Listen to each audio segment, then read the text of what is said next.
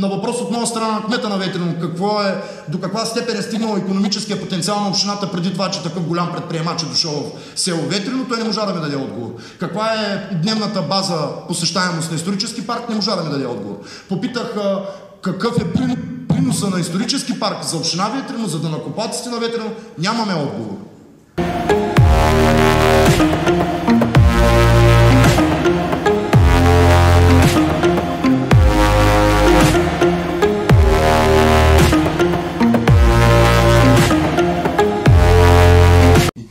Очаква от община Ветрино, какво очаква от това инвестиционно намерение и какво ще получите вие в замяна на тези 136 декара 10 години по-късно, след като той ги е придобил? Ами, трябва да ви кажа, че това, което получава община Ветрино е изключително много. Ама изключително много. Добре. Кажете какво спечели община Ветрино от 136 декара сделка, благодарение на която Ивелин Михайлов в момента строи това, което строи там. Знаете ли, че исторически парк АД през последните 5 години по документите, които са публикувани в агенцията, подписаните, това са личните техни отчети, те са на загуба. Те нямат една стотинка приход. А ви знаете ли колко скочиха имоти в община? Знаете ли, че те са на загуба и нямат една стотинка приход? Да тези скачане на имоти, не знаете как става, господин Димитров? Господин Димитров, знаете ли колко посетители има последната година в исторически парк цифрово и словно? Няма как да знам. Нали казвате, че има голям туристически поток за община Ветрино? Питате ме какви са ползите. Какви са ползите? Кажете колко човека идват на територията, минават през община, през село Ветрино. Те по-скоро не минават, те не стигат до тук, защото Неофит Рилски е преди община Ветрино, преди село Ветрино. Сега искате ли ме чуете или ще говорите? Слушам. Кажете. Аз говоря за частни имоти. Говоря за цените на частните имоти. А това е нещо съвсем отделно. Сега Мартин Сребров, Хонтойо, не знам за кой ми говорите. Господин Димитров, ще кажете ли какво спечели община Ветрино от 136 декара продадени на Ивелин Михайлов? Трябва да ви кажа, че преди да дойде господин Михайлов, къщите имоти се продаваха на около 15-20 хиляди. Даже нямаше и толкова. 7-8-10 хиляди лева се продаваше имот. Сега решете да си купите имот на 10 хиляди лева в община Ветрино. Мене ти потърсите. Какво дига тази виза на квадратен метър? Търсенето? От кого? От граждани. От кои граждани? От цяла България да хора. Да? Да, знаем. 320 човека са разпитани в икономическа полиция, които живеят на територията на сектата на... Няма никакво значение. Там на парка, където сте дали 136 декара. Кажете ли, не отговарят по същество на въпросите. Добре, казвам ви, дига са цената на имоти в община Ветрино са дигнали. Това се станало преди много години, за да почнете да мислите за напред след 10 години, вие дали ще сте кмет, дали ще се дигат цените на имотите и така нататък. Как може да се случи преди 10 години, че вие ще сте кмет днес? Няма нищо сигурно. Няма нищо сигурно. Трябва да кажа, че исторически парк е нещо много повече от градски парк. Така ли? Да, абсолютно. Не са на това мнение обаче местните хора. Що местни хора не посещават? Това е голямо велико съоръжение без налог в света. Местни хора, дайте ми имена. Кажете ми колко са посетителите в исторически парк на година. Нямам представа колко са посетители. Как нямате те вземат награди от Министерството на туризма за това, че това е топ дестинация и минават Рилския манастир и Бачковския манастир по посещаемост според гласуванията в интернет. Знаете ли колко хора влизат на територията на исторически парк? Не знам, това си е фирмена тайна. Откъде да знам колко хора влизат? Фирмена тайна. Какво искате да ви кажа? Какъв е прихода? Аз сега следя подкреплението и вече какво искате да ви кажа? Господин Димитров, питайте сме от МВР Варна, началника на районното управление в Провадия, господин Християн Колев, че днес сме тук. Добре. Защо?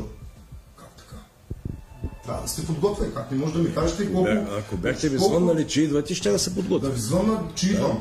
То това не действаме така. Може би някои други хора ви звънят, че идват. Както ви сега се обадили преди да се появили на сектата да дойдат да ви подкрепят, тук да ви играят ролята на адреналинки.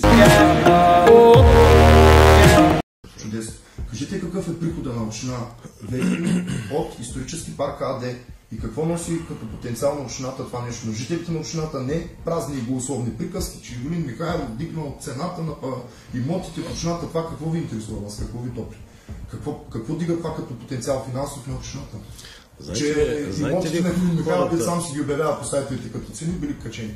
Сега ще му оставите ли да говоря? Да, но говорете по същество, ако може. Да, по същество говоря. Говорим първо какво е ползата за общината. Нали? Значи основната полза, както казах, е високата цена на имоти. На частни имоти. на жители на общината. Нещо друго да ви попитам. Имате ли сигнали от граждани за това, Искате ли да довършим за това каква е ползата Да, кажете, какво спечели община Ветрино от 136 декара, които подарихте на Евлин Михайлов? Говорихме за историческия парк като цяло. Също, какъв приход има от тези 136 декара, които сте продали? Казах ви.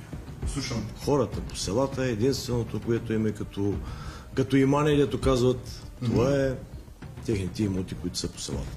Вдигнаха се цените на земеделските земи, вдигнаха се цените на къщите, вдигнаха цените на дворните места. Това първо. Второ, в момента, ако решите да обикаляте по селата и да си купите къща, много трудно ще се намерите.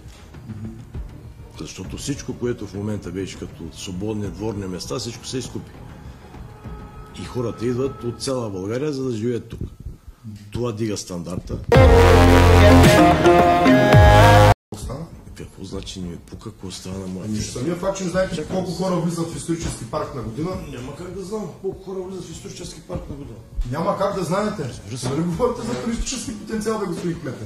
Как така, как да знаете, при положение, че говорите за туристически потенциал, имате и награда за това, че исторически парк община Ветрино и туристическа дестинация number one.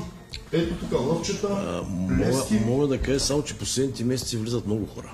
Много повече от рекламата, дето им правим, нали? Точно така, да. Браво. Точно така.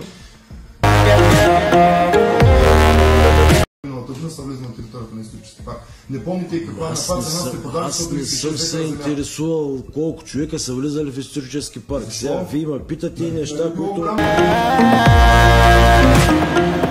Как не се интересувате? Няма да се хвалите с това, че има голяма посещаемост този проект? Аз се хваля и виждам какво се случва. Какво се случва? Пак не знаете колко човека влизат, пък виждате какво се случва. Добре, дневно, имате ли на представа? Колко човека ходят в мъжката, колко човека ходят в дамската туалетна в историческия парк? Хора дневно според вас ходят, посещават исторически парк. Каква е вашата информация? Сега, нямам представа, не стоят там.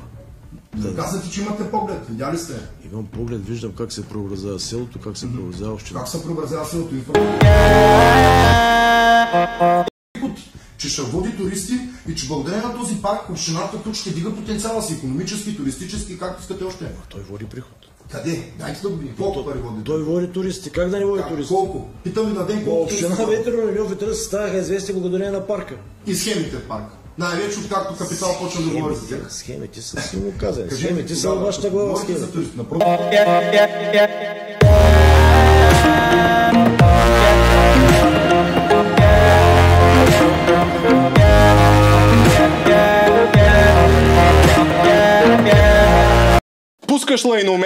Пускаш лайномета и после си заед. Знам ги, ти си големите машкари.